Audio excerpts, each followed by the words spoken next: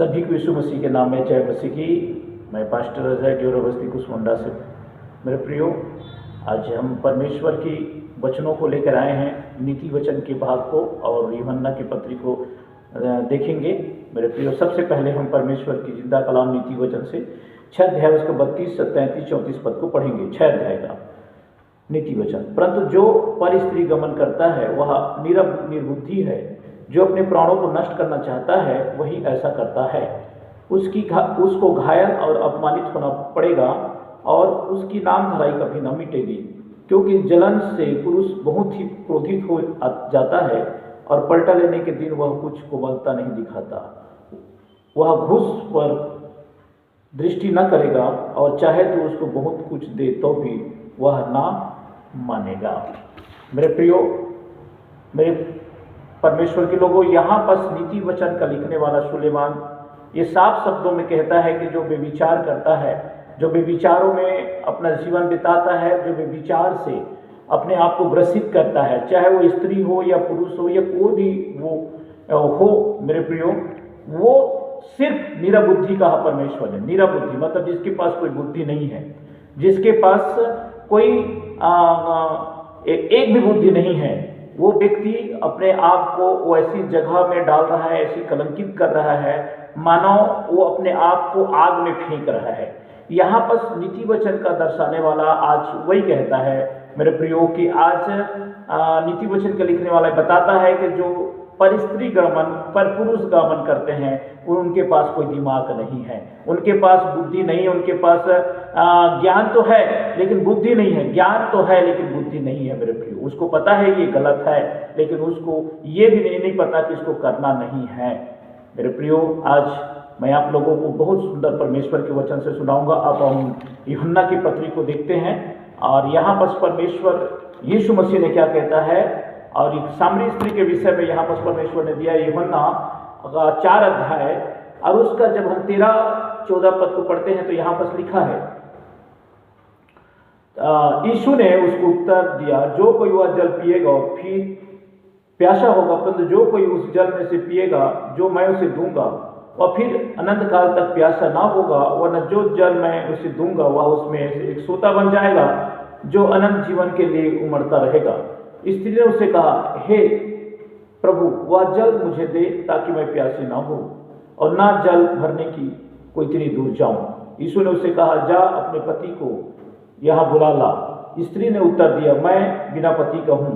यीशु ने उससे कहा, तू ठीक कहती है, मैं बिना पति की हूँ, क्योंकि तू 5 पति कर चुकी है और जिसके पास तू अब है वह भी तेरा पति नहीं है। यह तूने सच ही कहा।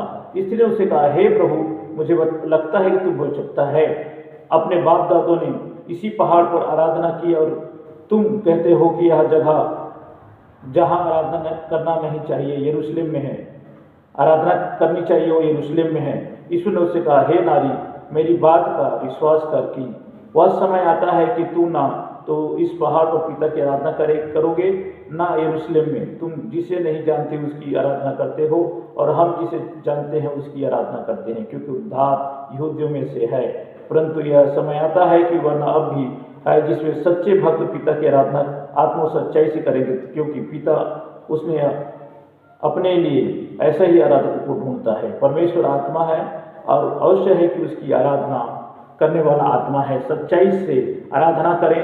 स्त्री ने उसे कहा, मैं जानती हूँ कि मसीह जो ख्रिस्त कहलाता है आने वाला है, जब वह आएगा तो हमें यह बातें बता देगा। यीशु ने उसे कहा, मैं जो तुमसे बोल रहा हूँ वही हूँ।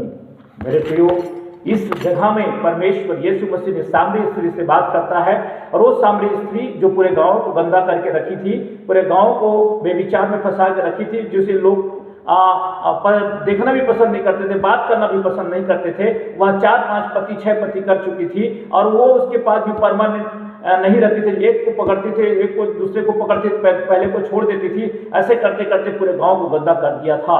इसलिए परमेश्वर ने उस गांव में, परमेश्वर ने गया, यीशु मसीह गया, उस जगह में गया जिस जगह में मेरे प्रियो वो पानी भरने को आया करती थी। और वो पानी भरने के लिए अकेला आया करती थी, इसलिए कि वो उससे कोई पसंद नहीं करते थे, सामरी स्त्री को, उसको कोई देखना भी पसंद नहीं करते थे, बात करना भी पसंद नहीं करते थे।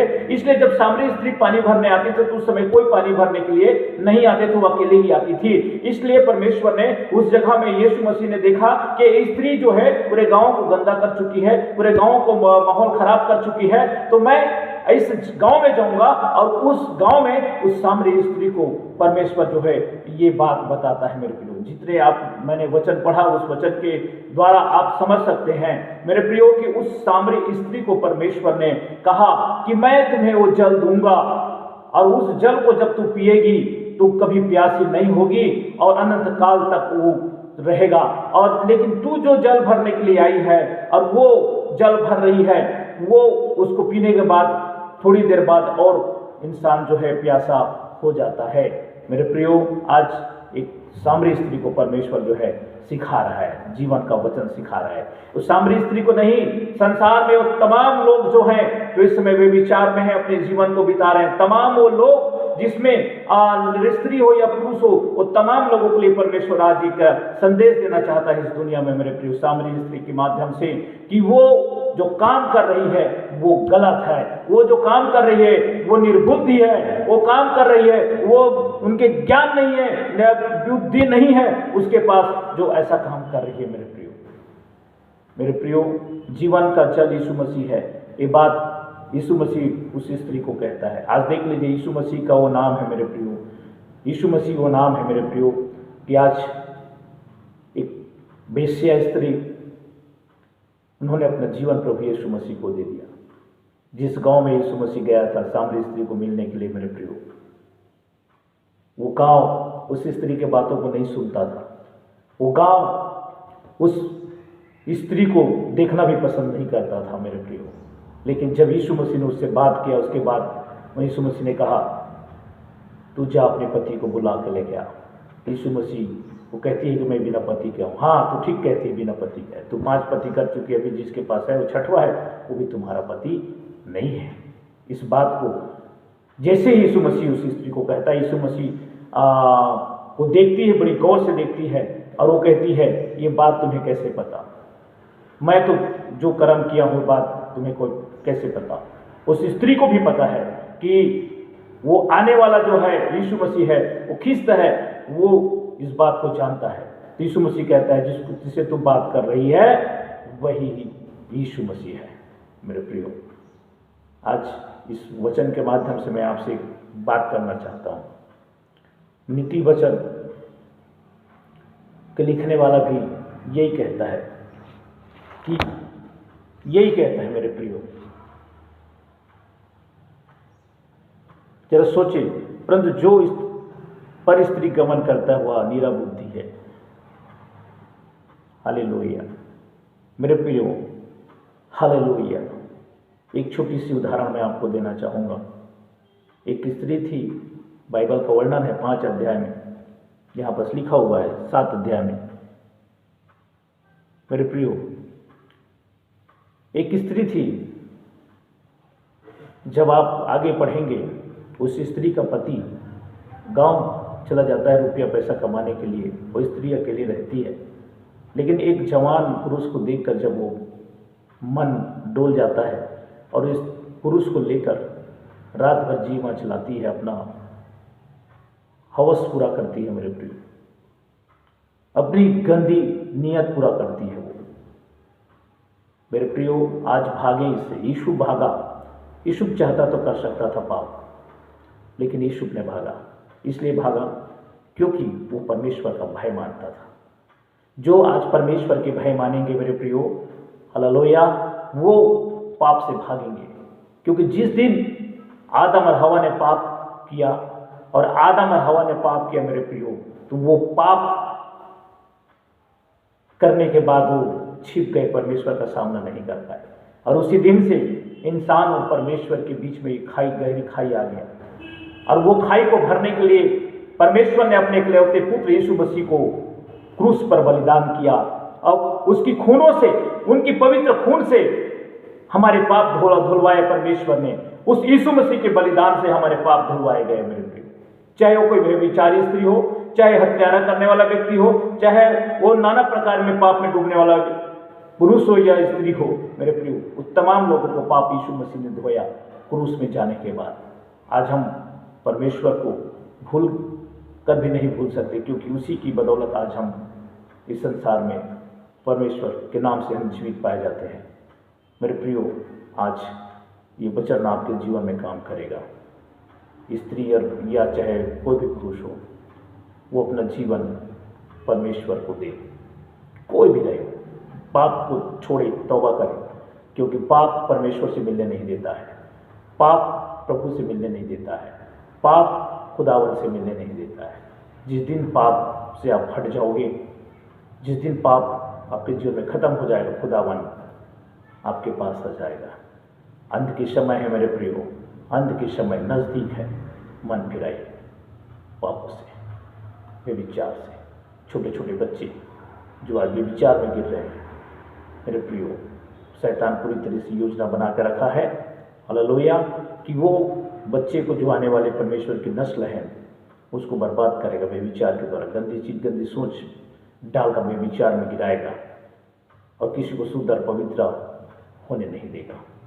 इसका मुख्य कारण है कि परमेश्वर के वचन इस संसार में पूरा ना हो। शैतान यही चाहता है मेरे प्रियो, हम परमेश्वर के बेटा और बेटी हैं, पाप से फिरें और परमेश्वर की ओर जाएं। नीति वचन यूहन्ना का जो पत्री है, पाठ है परमेश्वर के लोग, ये बात को बताता है कि एक सामरी स्त्री भी प्रभु यीशु मसीह के वचन को सुनकर फिरा था। सामरी स्त्री भी जो पाप व्यभिचारिणी स्त्री थी। दाऊद भी परमेश्वर के वचन को गलती करने के बाद, बेतशेबा से पाप करने के बाद जब उसे पता चला कि गलत है, दाऊद भी फिरा था।